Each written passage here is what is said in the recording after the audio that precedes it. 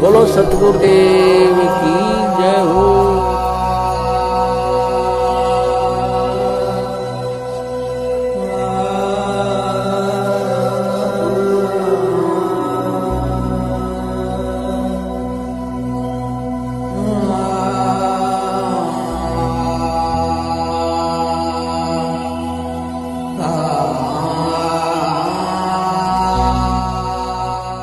पहले तो बात है उनकी इस दलील पे विश्वास नहीं किया जा सकता पहली नजर में जी। लेकिन फिर भी ये अदालत में यह दलील दी जाएगी, जो निचली अदालत होगी जिसमें केस ट्रायल होगा, उसमें अदालत क्या फैसला लेगी तो उस वक्त पता लगेगा जी। लेकिन प्रारंभिक तौर पर अगर इनको खुद को बंधक बनाया गया था, अगर हम इन्हीं की बात को सच मान लें जी, तो इनको बंधक बनाने वाले कौन थे? बिल्कुल। वो भी इन्हीं के लोग थे, इन्हीं के समर्थक थे। और जो अंदर महिलाएं और बच्चे जिनको बंधक जबरन तौर पर रखा हुआ था, जो महिलाएं और बच्चे बाहर निकले हैं, उन सब ने ये बताया, पत्रकारों को बताया, पुलिस को भी बताया, और अन्य जो वहां के नागरिक थे जो उनकी मदद कर रहे थे उनको भिजवाने के लिए उनके स्थानों पर, उनको भी बताया कि हमारे साथ जबरदस्ती करके हमें रोका गया और हमारे साथ जाती हुई जी। तो ये बात तो बिल्कुल नहीं मानी जा सकती रामपाल की इस दलील में, इस ड्रामे में। एक प्रकार से जैसे पहले ड्रामे इनके अनुयायी या इनके समर्थक या इनके प्रवक्ता जी पहले ही झूठे या गलत बयान देकर भ्रम की स्थिति पैदा करते रहे और ये कहते रहे कि रामपाल आश्रम के अंदर नहीं है, उसका इलाज कहीं और बाहर हो रहा है। और एवं तहलका लगातार ये बता रहा था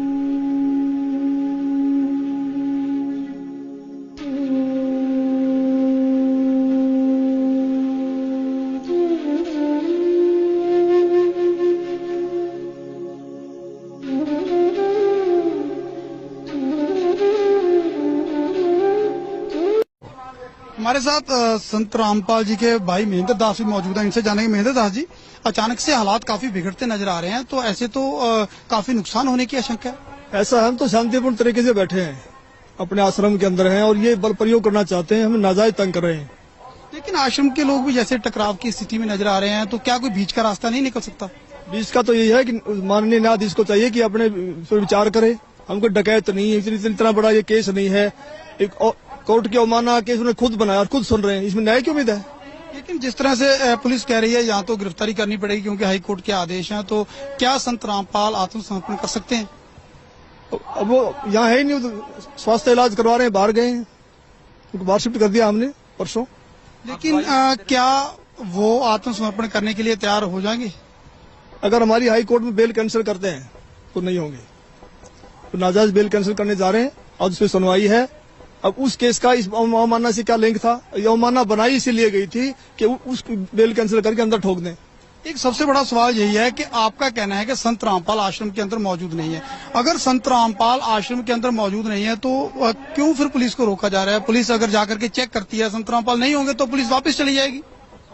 क्योंकि यहाँ कल एसडीएम ने और डीसी ने बताया, एसडीएम आदेश पड़ रहा था कि हमने इसको सील कर लिया है, नाजायज तरीके सील करने के आदेश दिए, अपने आश्रम को नहीं छोड़े, आश्रम की सुरक्षा के लिए बैठे हैं अब हम। ठीक है जी, ओके।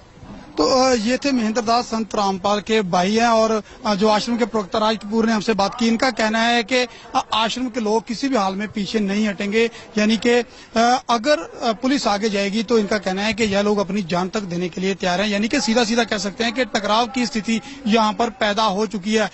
अब देखना होगा कि ऐसे हालातों में आखिर इस मामले का निपटारा कैसे होगा, कैसे हाईकोर्ट के आदेश का पालन होगा और कैसे हो पाएगी संत रामपाल की गिरफ्तारी।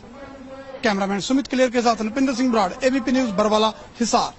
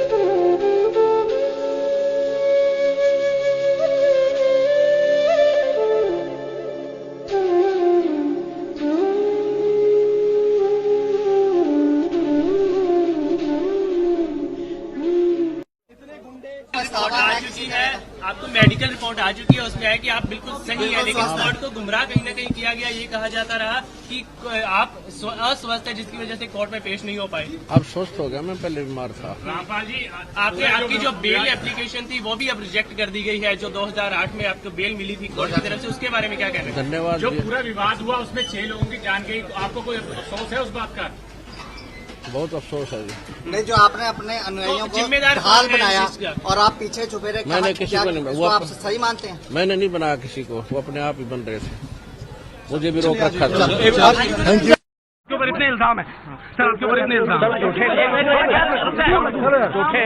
झूठे कैसे हैं आपके ऊपर? आपके गुंडे इतने खड़े थे वहाँ पे, हजारों आदमी हरियाणा पुलिस से। मेरे नीचे राष्ट्रीय समाज सेवा समिति। नहीं तो आपकी समिति है? अरे आपकी समिति है बाबा, आप अपने आप को संत कहते हैं, आप संत कहना लायक भी है? आप आपसे भी ये जवाब दीजिए, आपके वहाँ इतनी फोर्स, इतने गुंडे, इतने आर्मी खड़ी है हरियाणा पुलिस के ऊपर, आप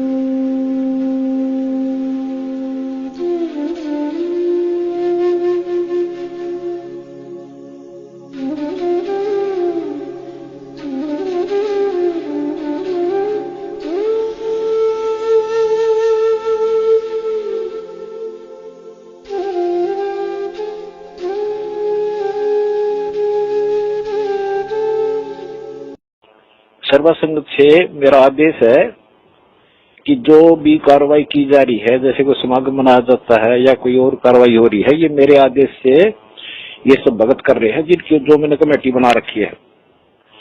इनके ऊपर विश्वास करो, अगर इससे अलग चलोगे तो तुम गुरुद्रोही में आ जाओगे। मैं सबकी डिटेल मंगाऊंगा, कौन कौन क्या क्या बकवास कर रहे हैं, उनको फिर मिशन से निकाल दूंगा, ताकि ये खत्म हो जाओगे भगवान के दरबार से, समझ गए। जो कमेटी मैंने निर्मित बना रखी है वो मेरी सहमति से, मेरी आज्ञा से, मेरे से सलाह करके कदम उठाती है। ये अपने आप कोई भी कदम नहीं उठाते। जो भी कार्रवाई हो रही है ये मेरी हो रही है। अगर इनका कोई विरोध करता है तो मेरा और मेरे कबीर भगवान का विरोध करता है, वो पाप आत्मा है, वो हमारे मिशन से बाहर निकाल दिया जाएगा। ठीक है, इस वीडियो की ऑडियो को सबको डाल दो, बता दो हरामखोरों को जो इस मिशन का नाश करना चाहते हैं। ठीक है जी गुरु, सच्चा तो ये ऐसे कुसंगत होती है, वो बर्बाद करती है उन्हीं को जो मंद बुद्धि होते हैं। नहीं तो ज्ञानवान तुरंत सोच लेते ये कोई बात है। इतने दिन हो गए गुरुजी ने, 15 साल हो गए, मैं नाम देते न किसी को ऐसा कुछ कहा नहीं, कोई ऐसी दोगली बात करी नहीं।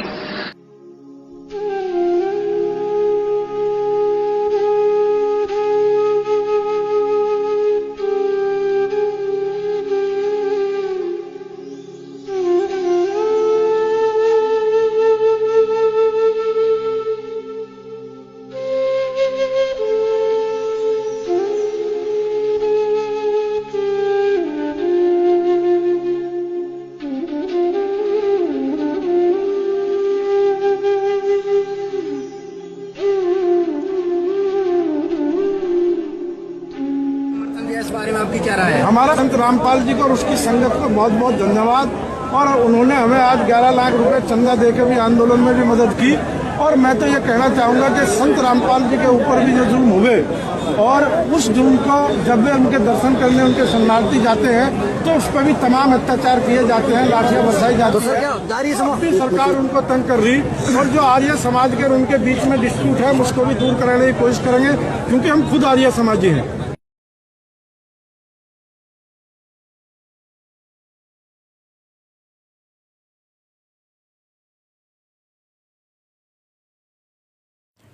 सत साहिब जी, अब सबसे पहले तो हमने करना ये है, जिस आत्मा ने परमपिता परमेश्वर सतगुरु रामपाल जी महाराज जी की सत भक्ति करके अपना आत्म कल्याण करवाना है, सबसे पहले उस आत्मा ने अपने दिलो दिमाग में इस बात को बैठा लेना चाहिए सृष्टि रचना को बार बार सुनकर और सतगुरुदेव जी के सत्संगों को आधार बनाकर कि वर्तमान में पृथ्वी पे कबीर परमात्मा मौजूद है, धरती पे भगवान है, और जिस आत्मा का दिल और उसकी आत्मा इस बात को स्वीकार कर लेगी, वो आत्मा कभी भी ज्ञान आधार से दूर होकर मनमाने तरीके से ना ही तो चल सकती है, और यदि मनमाने तरीके से कोई अन्य व्यक्ति उसको भक्ति मार्ग पर चलने की सलाह दे तो वो व्यक्ति कभी भी उसके झांसे में नहीं आ सकता है।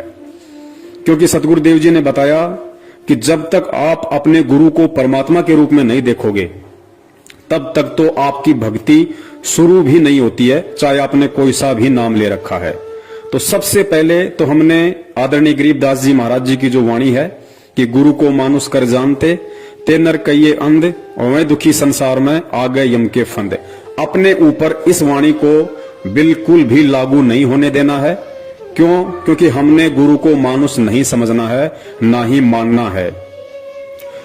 और जिस आत्मा को यह समझ में आ गया कि गुरु रूप में इस पृथ्वी पे वर्तमान में साक्षात कबीर परमेश्वर मौजूद हैं, तो वो आत्मा विश्वास आधार से इस भक्ति पे दृढ़ होकर लगी रहेगी।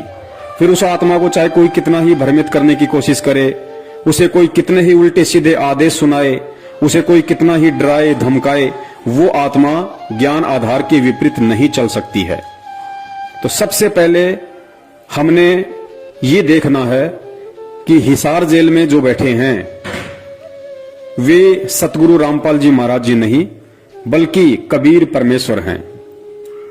और सबसे बड़ा धोखा जो संगत खा रही है, जितने भी इन कॉल एजेंटों के बहकावे में आकर, सतलोक आश्रम मैनेजमेंट हरियाणा वालों के बहकावे में आकर, इनके तानाशाही फरमानों की पालना करके जितने भी लोग अपने कर्म फोड़ रहे हैं या सतगुरुदेव जी के ज्ञान विपरीत कर्म कर रहे हैं, उन सब ने हिसार जेल में केवल संत रामपाल जी महाराज जी को देखा है और देख रहे हैं। वो आत्माएं हिसार जेल में कबीर परमेश्वर को नहीं देख रही। उन्हें लगता है कि संत रामपाल जी महाराज जी एक संत हैं, एक गुरु है, और परमात्मा तो कबीर जी हैं जो सतलोक में बैठे हैं। और यही कारण है कि वो आत्माएं पिछले 6 वर्षों से धोखे पे धोखे खाए जा रही हैं। पुण्यात्माओं, विचार करना, 1 सेकंड के लिए आप भूल जाइए कि हिसार जेल में संत रामपाल जी महाराज बैठे हुए हैं। आप हिसार जेल में उस कबीर परमेश्वर को देखिए जिनकी हम दाढ़ी मूंछ वाली फोटो देखते हैं। आप भूल जाइए कि कोई संत रामपाल जी महाराज जी भी हैं। आप ये देखिए कि हिसार जेल में वर्तमान में जो बैठे हैं वे कबीर परमेश्वर बैठे हैं, सफेद दाढ़ी मूंछ वाले बैठे हैं।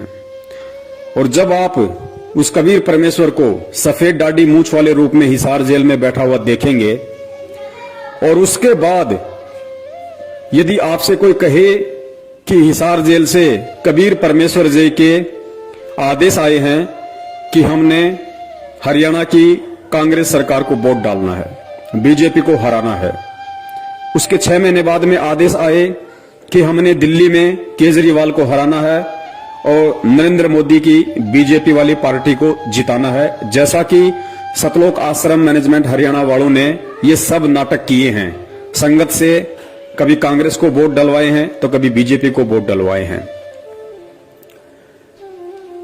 आपको यदि हिसार जेल से आदेश आए कि आपने हरियाणा के जाट आंदोलन में शामिल होकर सरकार का विरोध करना है, आपको हिसार जेल से आदेश आए कि आपने राजस्थान की करनी सेना को समर्थन देना है, क्योंकि करनी सेना उस गैंगस्टर के समर्थन में है, उस गुंडे व्यक्ति के समर्थन में है जो 1-2 साल पहले पुलिस एनकाउंटर में मारा जा चुका था, जिसका नाम था गैंगस्टर आनंदपाल सिंह।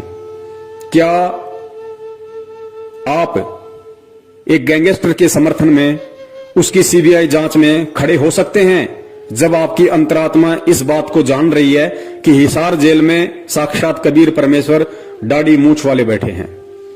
आप बिल्कुल भी इन आदेशों की पालना नहीं करेंगे। ना ही तो आप बीजेपी को वोट देंगे, ना ही आप कांग्रेस को वोट देंगे, ना ही आप किसी भी कुपात्र को दान देंगे, ना ही आप किसी भी गैंगस्टर की सीबीआई जांच का समर्थन करेंगे, जब तक आप हिसार जेल में दाढ़ी मूंछ वाले कबीर जी को देख रहे हैं। उसके बावजूद भी आप लोगों ने वो सारे उल्टे कर्म किए सतलोक आश्रम मैनेजमेंट हरियाणा के कहने पे। आप लोगों ने कांग्रेस को भी वोट दिए, आप लोगों ने बीजेपी को हराने के लिए कांग्रेस का समर्थन किया। फिर अगले 6 महीने बाद में दिल्ली में आप लोगों ने बीजेपी को जिताने के लिए केजरीवाल की गवर्नमेंट का विरोध किया, लोगों को जा जाके उत्साहित किया कि केजरीवाल को हराना है, बीजेपी को जिताना है। उसके बावजूद भी आप लोगों ने उसी गैंगस्टर आनंदपाल सिंह की सीबीआई जांच का समर्थन किया और आपने उसी राजपूत करनी सेना को राजस्थान के अजमेर में एक सभा के दौरान 5 लाख रुपए का चेक दिया। और उसके बाद उसी राजपूत करनी सेना का जब भिवानी के अंदर सम्मेलन था तो वहां भी आप लोग शामिल हुए। क्यों शामिल हुए? क्योंकि आप हिसार जेल में उस कबीर परमेश्वर को नहीं देख रहे थे, बल्कि आप हिसार जेल में संत रामपाल जी महाराज जी को देख रहे थे। अर्थात अभी तक आप लोगों ने अपने गुरु को कबीर नहीं माना, वरना आप ये कुक्रम, जब आपको ये कहा गया था कि ये हिसार जेल से गुरुजी का आदेश है, यदि उस समय आप अपने गुरु को कबीर के रूप में देख रहे होते तो कदापि आप इस तरह का कोई भी घटिया और ज्ञान आधारित आदेश नहीं मानते। तो यही सबसे बड़ी भूल हमने 650 साल पहले की थी और यही भूल हम वर्तमान में दोहराने जा रहे हैं कि हम गुरु को मानुष मान रहे हैं। और परमेश्वर की वाणी है कि गुरु मानुष कर जानते ते नर कहिए अंध, होवें दुखी संसार में और आ गए यम के फंद। तो सबसे पहले तो हमने इस बात को अपने दिलो दिमाग से निकाल देना है कि हम किसी सामान्य संत या किसी सामान्य व्यक्ति की शरण में हैं। हम जिस समर्थ की शरण में हैं वो स्वयं कबीर परमेश्वर है। और जब आपको इतना यकीन हो जाएगा तो आप ना ही तो किसी भी फर्जी नामदान केंद्र पे जाओगे, ना ही आप किसी को इन फर्जी नामदान केंद्रों से नाम दीक्षा दिलवाओगे, ना ही आप इन फर्जी नामदान केंद्रों से अन्य कोई दूसरा नाम लेने के लिए जाओगे, ना ही आप किसी हिसार की तारीखों पे घुटने तोड़ते हुए 10 गालियां खुद खाने और 10 गालियां अपने गुरुदेव को दिलवाने के लिए जाओगे, ना ही आप इन मनवस सतलोक आश्रम मैनेजमेंट हरियाणा वालों के किसी भी तानाशाही फरमान को मानोगे, क्योंकि आपकी आत्मा स्वीकार कर चुकी है कि मैं जिसकी शरण में हूं वो साक्षात कबीर है। और कबीर कभी भी दोगली बात नहीं कर सकता, कबीर कभी भी अपने भक्ति विधान के खिलाफ कोई भी आदेश नहीं दे सकता। तो सबसे पहले हमने गुरु को परमेश्वर मानना है, हृदय से आत्मा से स्वीकार करना है। और यह तब होगा जब हम सृष्टि रचना को बार बार सुनेंगे और सत्संगों की प्रत्येक लाइन पे गहनता से विचार करेंगे कि गुरुदेव इस सत्संग में किस वाणी का और क्या मतलब हमें समझाना चाहते हैं। उसके बाद में जिन लोगों को इन फर्जी नामदान केंद्रों से सन 2014 के बाद से नाम मिल चुका है, चाहे आपको प्रथम नाम मिल चुका है, चाहे आपको शतनाम मिल चुका है, और आज यदि आपको सच्चाई का पता चल गया है तो आपने सपने में भूलकर भी इन नामदान केंद्र और इन नामदान केंद्रों पर बैठे कुपात्रों की शक्ल तक नहीं देखनी है, वरना आप बहुत बड़े दोषी होगे। क्योंकि बरवाला कांड करवाने में मुख्य भूमिका सतलोक आश्रम मैनेजमेंट हरियाणा की ऊपर वीडियो में आप जी देख चुके हैं। और वही सतलोक आश्रम मैनेजमेंट हरियाणा का मुखिया महेंद्र भगोड़ा वर्तमान में सभी नामदान केंद्र खोल के बैठा है गुरु की आड़ में। तो आप यदि इन नामदान केंद्रों पे जाते हो, इन कुपात्रों को ज्योति पाठ दान का पैसा देते हो, इन कुपात्रों के फर्जी आदेशों को मानते हो, या इन कुपात्रों के कहने से आप जी गुरुजी की तारीखों पर हिसार में जाते हो व्यर्थ में अपना समय और पैसा बर्बाद करने, तो आप जी अभी अपने गुरु को कबीर परमेश्वर नहीं मान पाए हैं और आप जी भक्ति मार्ग में धोखा खा रहे हो। तो हमने बिल्कुल भी इन लोगों से किसी भी प्रकार का आध्यात्मिक संपर्क नहीं रखना है। तो जिन लोगों ने प्रथम नाम और सतनाम ले लिया है अनजाने में इन नामदान केंद्रों से, अब आगे उन्होंने इन नामदान केंद्र वालों से, सतलोक आश्रम मैनेजमेंट हरियाणा से, गुरुजी के परिवार वालों से और हर उस व्यक्ति से, चाहे वो भगत ही क्यों ना हो, जो सतगुरु के ज्ञान को आधार बनाकर नहीं चल रहा है और देखा देखी में चल रहा है, भेड़ चाल में, उस व्यक्ति से हमारा किसी भी प्रकार का कोई संबंध नहीं होना चाहिए। क्योंकि परमेश्वर कहते हैं कबीरा तहां जाइए रह संतन की प्रीत, इष्ट मिले और मन मिले, मिले सकल रस रीत। परमेश्वर कहते हैं भगत ने केवल उसी व्यक्ति या भगत के पास बैठना चाहिए जिसके रीति रिवाज, जिसका मन, जिसका इष्ट, जिसके कायदे कानून सेम हो, मिलते हो। तो वर्तमान में संगत में दो ग्रुप हैं। एक ग्रुप सतलोक आश्रम मैनेजमेंट हरियाणा जो बिल्कुल देखा देखी और अंधा होकर चल रहा है, दूसरा ग्रुप है सत्सेवक जो परमेश्वर के ज्ञान को आधार बना के चल रहे हैं। उसके बाद में जिस व्यक्ति ने अभी तक संत रामपाल जी महाराज जी से नाम दीक्षा नहीं ली है और जो व्यक्ति केवल उनके सत्संग ही सुन रहा है और उस व्यक्ति को ये सच्चाई मालूम पड़ चुकी है हमारी वीडियो देखकर, तो उस व्यक्ति ने भूल कर भी इन नामदान केंद्रों से कोई भी नाम दीक्षा नहीं लेनी है। उस व्यक्ति ने सबसे पहले गहनता से सत्संग सुनने हैं, सत्संगों को आधार बनाना है और सारी सच्चाई से परिचित होकर उस व्यक्ति ने जब तक सतगुरु रामपाल जी महाराज जी हिसार जेल से बाहर नहीं आते हैं तब तक उसने संकल्प नाम दीक्षा के माध्यम से भक्ति शुरू कर देनी है। संकल्प नाम दीक्षा क्या है, संकल्प नाम दीक्षा के माध्यम से भक्ति कैसे शुरू होगी, संकल्प नाम दीक्षा के अंतर्गत हमने क्या क्या करना पड़ेगा, वो सारी विधि एक 2.5 घंटे का वीडियो हम सत्सेवकों ने बना रखा है। वीडियो का लिंक इसी वीडियो के डिस्क्रिप्शन बॉक्स में आपको मिल जाएगा, आप उसको देख लीजिए, अच्छी तरह से उसको देखिए, समझिए, उसके बाद आप जी संकल्प नाम दीक्षा लें और अपने घर में भगवान को प्रकट करें। इसके अलावा आपने किसी भी प्रकार का ज्योति पाठ या दान का पैसा किसी भी उस कुपात्र व्यक्ति को नहीं देना है जो सतगुरु रामपाल जी महाराज जी के फर्जी आदेश बताकर पिछले 6 साल से संगत को लूटने में लगा हुआ है। गुरुदेव कहते हैं कि गुरु बिन दान पुण्य जो कर ही मिथ्या होय कभू न फल ही, और गुरुदेव कहते हैं कि गुरु बिन माला फेरते गुरु बिन देते दान, गुरु बिन दोनों निष्फल है चाहे पूछो वेद पुराण। और परमात्मा कहते हैं गुरु बिन होम यज्ञ जो साधे और मन 10 पातक लागे, यानी बिना गुरु की आज्ञा के, बिना गुरु के आदेश के। और यदि आपने उस कुपात्र व्यक्ति को दान धर्म ज्योति पाठ का पैसा दे दिया, हवन यज्ञ करवा लिया, उसके यहां पे आपने पाठ करवा लिया, तो आप जगत वालों से 10 गुना ज्यादा दोषी परमेश्वर की नजरों में बन जाओगे। तो हमने ये गलती अब भूल कर भी नहीं करनी है, क्योंकि जब हमें विश्वास हो जाएगा और हमारी अंतरात्मा इस बात को स्वीकार कर लेगी कि मेरा गुरु साक्षात कबीर है, तो आपको यह भी विश्वास हो जाएगा कि वो कबीर हिसार की जेल में बैठने के लिए नहीं आया है, उस कबीर का कोई खेल है। वो कबीर एक तीर से अनेकों शिकार करता है और पहला शिकार उसका यही है कि इस भक्ति मार्ग में सबसे बड़ा रोड़ा यदि कोई बनता है, सबसे बड़ा रोड़ा यदि ये काल किसी को बना के खड़ा करता है, तो उसी सतगुरु के परिवार को, भाई बंधुओं को, रिश्तेदारों को निमित्त बनाकर खड़ा करता है।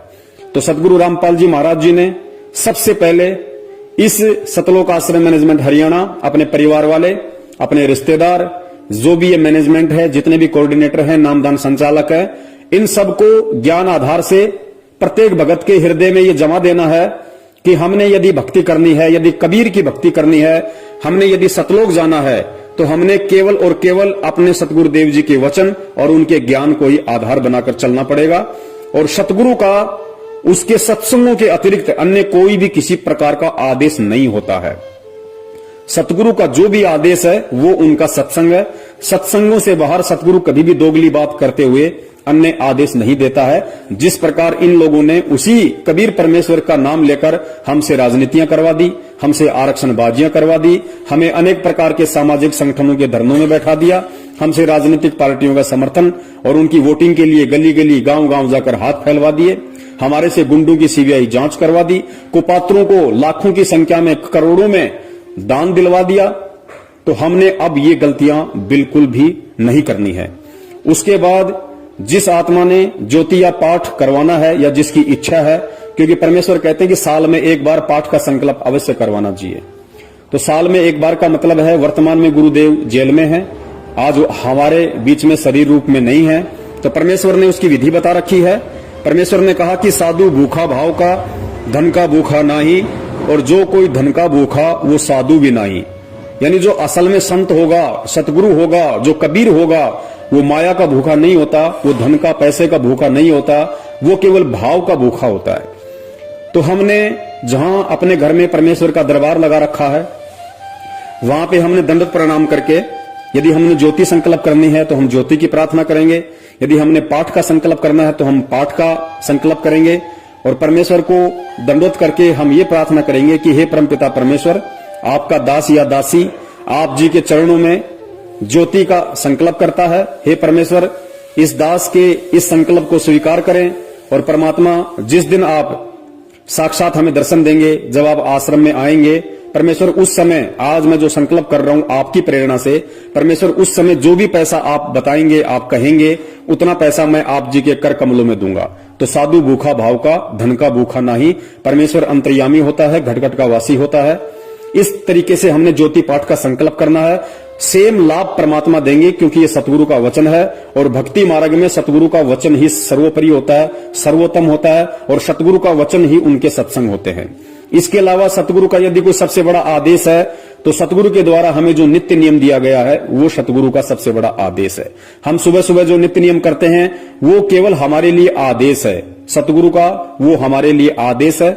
हमने उन वाणियों पे अमल करना है, हम सभी ने उन वाणियों के अनुसार अपनी रहनी और करनी को करना है, जिससे कि सतगुरुदेव जी प्रसन्न हो, सतगुरुदेव जी हम पे खुश हो और हमारे को भक्ति धन से परिपूर्ण करें।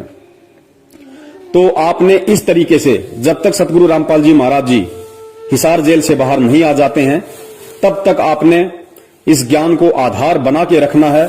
और जब तक हम ज्ञान को आधार बना के नहीं चलेंगे, ज्ञान को आधार नहीं बनाएंगे, सतगुरु कभी भी हमारे से प्रसन्न नहीं होगा। परमेश्वर ने कहा कि 3 युगों से तुम्हें ये धर्म के ठेकेदार इसी तरह भगवान की आड़ में लूटते आए हैं और वर्तमान में भी यदि हम इन काले अंग्रेज और धर्म के व्यापारी सतलोक आश्रम मैनेजमेंट हरियाणा के हाथों लूटते रहेंगे, पिटते रहेंगे, तो पुण्यात्माओं फिर क्या फायदा उस परमेश्वर का ये शिक्षा देने का, और क्या फायदा फिर उस परमेश्वर से ये तत्व ज्ञान लेने का, और क्या फायदा फिर ये कबीर की भक्ति करने का। तो हमने हर स्थिति में सतगुरुदेव जी को खुश करना है, सतगुरुदेव जी को प्रसन्न करना है। और एक चीज अपने दिलो दिमाग से निकाल देना कि सतगुरुदेव किसी भी कानूनी प्रक्रिया से बाहर आएंगे।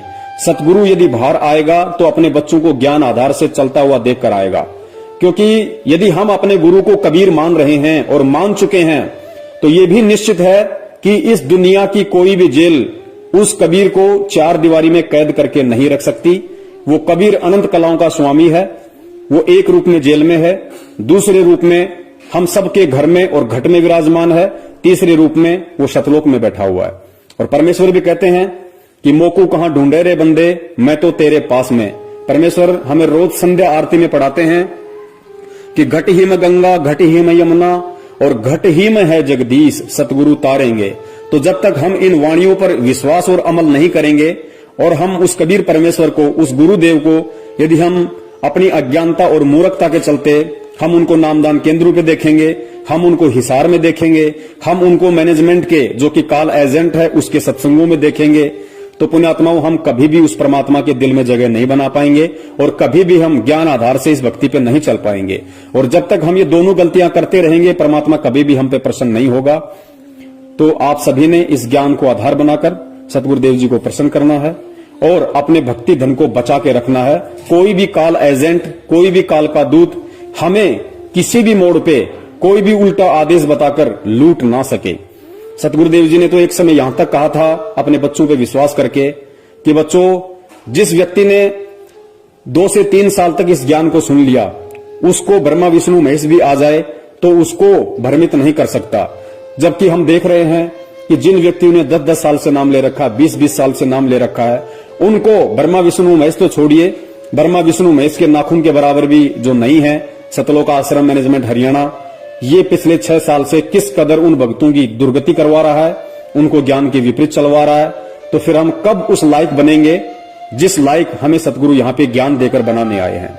तो हमने विश्वास के साथ भक्ति करनी है और हम अपने गुरु को यदि कबीर मान चुके हैं तो विश्वास रखना कबीर बाहर आएगा, कबीर पूरी सृष्टि को नाम देगा।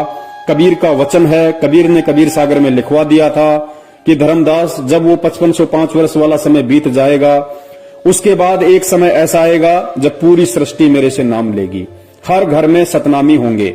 और परमेश्वर ने कहा था कि सकल सृष्टि परवानिक होई, और मालिक कहते हैं घर घर होगा बोध विचारा। तो ये भक्ति विश्वास की है। अगर विश्वास नहीं है तो चाहे आप कितनी ही भक्ति कर लो, कितना ही आप दिखावा कर लो, कितना ही आप दान धर्म कर दो, आपको कुछ भी मिलने वाला नहीं है। ठीक है, जो आप ये 5 यज्ञ आप जी करते हैं ये आपको मिल जाएगा, लेकिन आपको कबीर और उसका सतलोक नहीं मिलेगा। तो इस तरीके से सतगुरु रामपाल जी महाराज जी के हिसार जेल से आने तक, और विश्वास रखना सतगुरु चाहे आए कल, सतगुरु चाहे आए 10 साल बाद, सतगुरु चाहे आए 20 साल बाद, और चाहे सतगुरु की मौज वो जेल से ना आए, लेकिन हमने यदि उनको कबीर मान लिया है, सतगुरु मान लिया है, तो हमने ज्ञान आधार की पूंछ पकड़ के इस भक्ति मार्ग पे निश्चिंत होकर लगे रहना है। क्योंकि पुण्यात्माओं, विचार करना, सतगुरु के मिलने से पहले आप और हमें बिल्कुल भी नहीं पता था कि सतगुरु क्या होता है, सतलोक क्या है, मोक्ष क्या है, और हमारा ये जीवन प्राप्त करने का मकसद क्या है। तो परमात्मा ने खुद ही हमारा हाथ पकड़ा, खुद ही हमें ये जानकारी करवाई। तो निश्चित सी बात है पुण्यात्माओं, जब हमारी कोई औकात ही नहीं है, जब हमारी अपनी कोई सोच और विचार ही नहीं है, और कबीर परमेश्वर ने खुद हमें एक सोच दी, हमें एक विचार दिया, हमें इस भक्ति मार्ग पे लगाया, तो जाहिर सी बात है हमें सतलोक पहुंचाने का काम, हमें सतलोक में बैठाने की जिम्मेदारी स्वयं उस कबीर परमेश्वर की है। अब वो उनकी मर्जी, वो चाहे तो इस जन्म में बैठा दे, वो चाहे तो अगले 10 जन्म के बाद बैठा दे।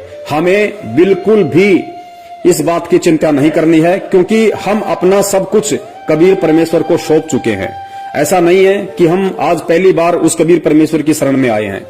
अनंत युग हो गए हमें इस परमात्मा की शरण में रहते हुए, और जब अनंत युग बीत जाते हैं तब ये ज्ञान थोड़ा थोड़ा समझ में आने लगता है।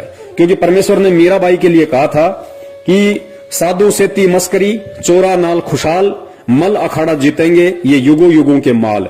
मल अखाड़ा यानी भक्ति रूपी अखाड़ा केवल वही आत्मा, वही पहलवान जीतेगा जो युगों युगों से कबीर परमेश्वर की भक्ति करता आ रहा है। तो जितनी बार भी हम इस कबीर परमेश्वर की शरण में आए हैं, हर बार हम यही सोचते थे कि अब की बार हमारा मोक्ष पक्का है, अब की बार हमारा मोक्ष पक्का है, जैसा आज हम वर्तमान में सोच रहे हैं। लेकिन क्या उन युगों में हमारा मोक्ष हुआ?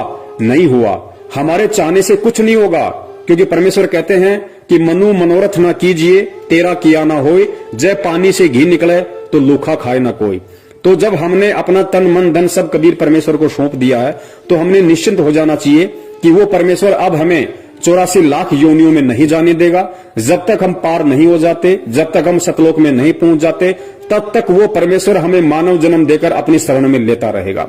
तो इतना आश्वस्त प्रत्येक उस आत्मा को हो जाना चाहिए जो आत्मा अपने सतगुरु में कबीर को देख रही है।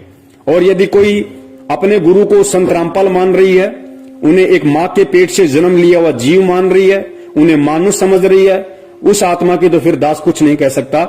उस आत्मा का तो फिर अपना संस्कार है, जैसा उसे मिलेगा वैसा ही उसे मिलना है।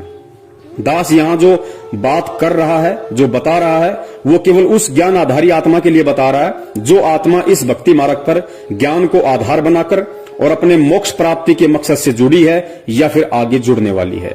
तो दास का यही निवेदन है, इस विधि से यदि आप जो करते हैं, जो विधि परमेश्वर का ज्ञान बोलता है, मेरे अपने कोई विचार नहीं है, मेरी अपनी कोई सोच नहीं है, मैं 2 कौड़ी का जीव हूं।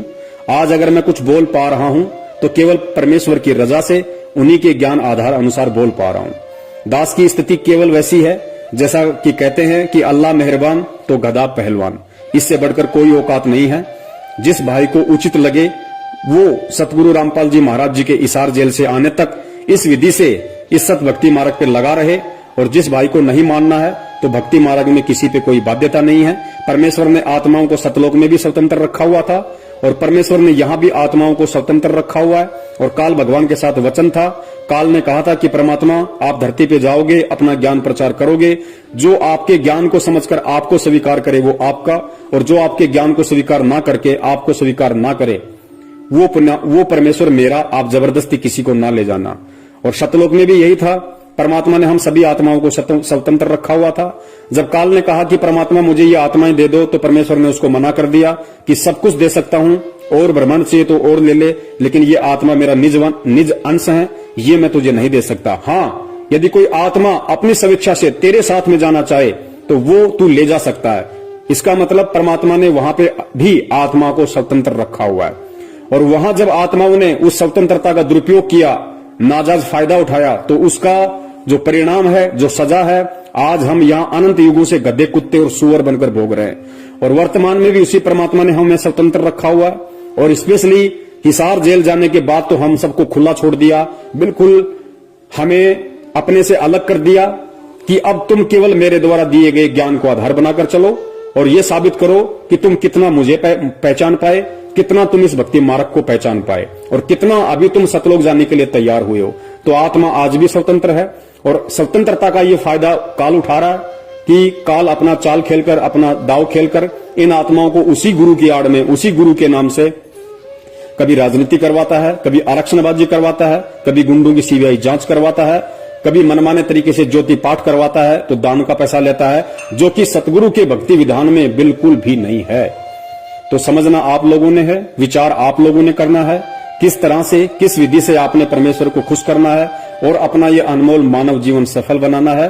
दास ने जो कहना था सतगुरु आशीर्वाद से संदेशा आप जी को दे दिया, क्योंकि सेवक का काम केवल संदेशा देने का होता है, जबरदस्ती उसकी पालना करवाने का नहीं होता है। आगे आपकी अपनी सोच, आपकी अपनी बुद्धि, आप किस तरीके से इस भक्ति मार्ग पर चलते हैं और किस तरीके से आप अपने सतगुरु को प्रसन्न करते हैं। सत साहिब जय हो बंदी छोड़ की। बंदी छोड़ सतगुरु रामपाल जी महाराज की जय हो।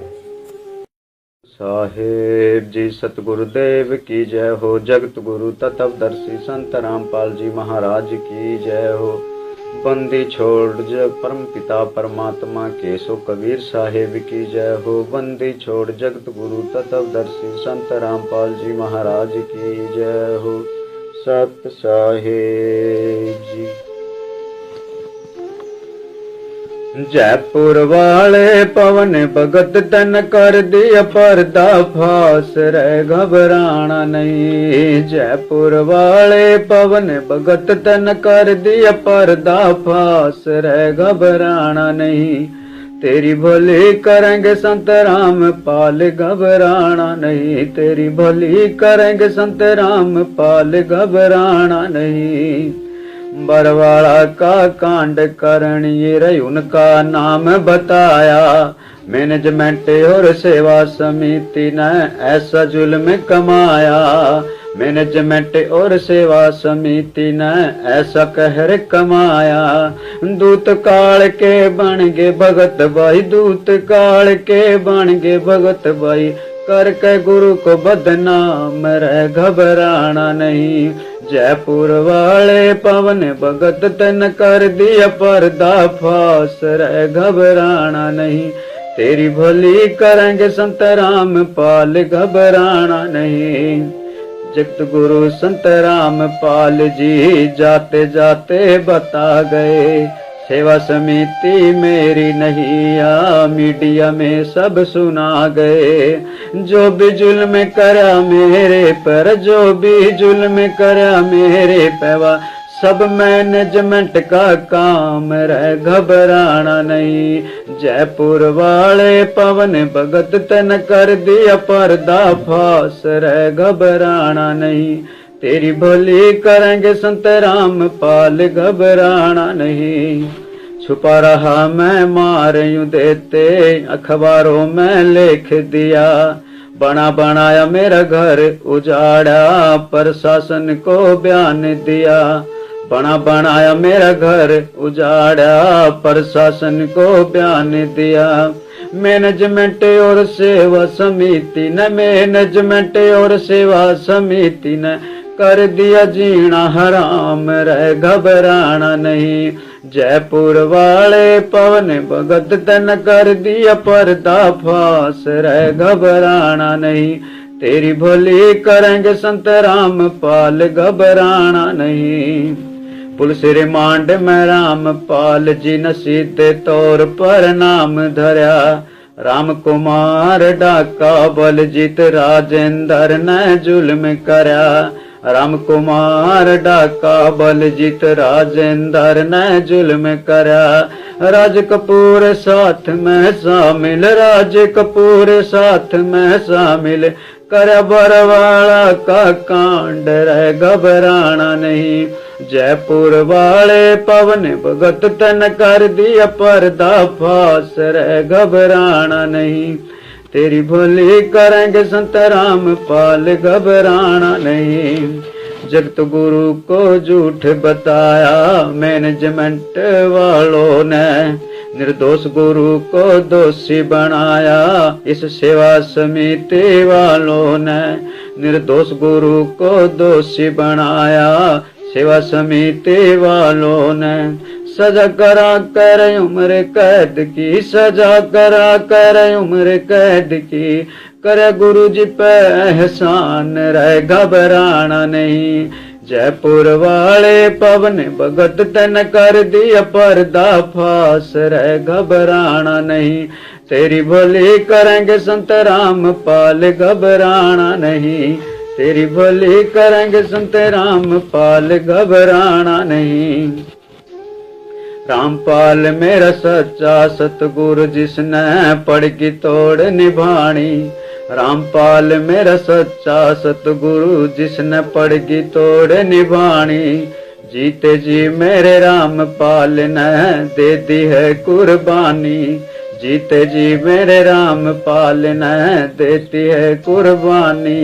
सुन लो सत भगतो भाई सारे, सुन लो सत भगतो भाई सारे, बनियो नान जान रह घबराना नहीं। जयपुर वाले पवन भगत तन कर दिया पर्दा फास, रह घबराना नहीं। तेरी भोली करेंगे संत रामपाल, घबराना नहीं। गोंदवाला में रण सिंह कह रहा चुप रहा ना जावे। गोंदवाला में रण सिंह कह रहा चुप रहा ना जावे। सेवा समिति मैनेजमेंट का करना पड़ा सफाया। मैनेजमेंट और सेवा समिति का करना पड़ा सफाया। और सहा नहीं जाता हमसे, और सहा नहीं जाता हमसे, सतगुरु का अपमान रह घबराना नहीं। जयपुर वाले पवन भगत तन कर दिया पर्दा फास, रह घबराना नहीं। तेरी भोली करेंगे संत रामपाल, घबराना नहीं। जयपुर वाले पवन भगत तन कर दिया पर्दा फास, रह घबराना नहीं। तेरी भोली करेंगे संत रामपाल, घबराना नहीं। तेरी भोली करेंगे संत रामपाल, घबराना नहीं। सत साहेब जी।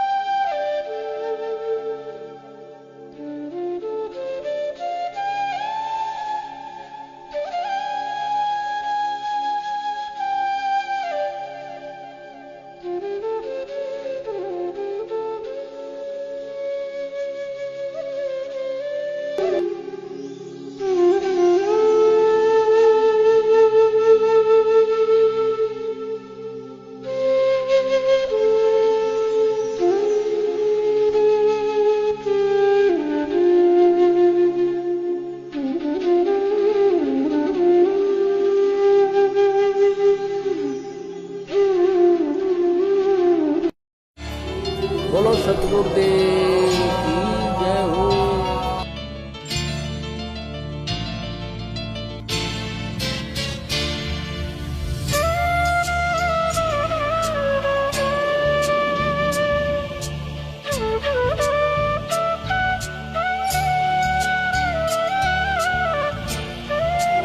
बोलो सतगुरुदेव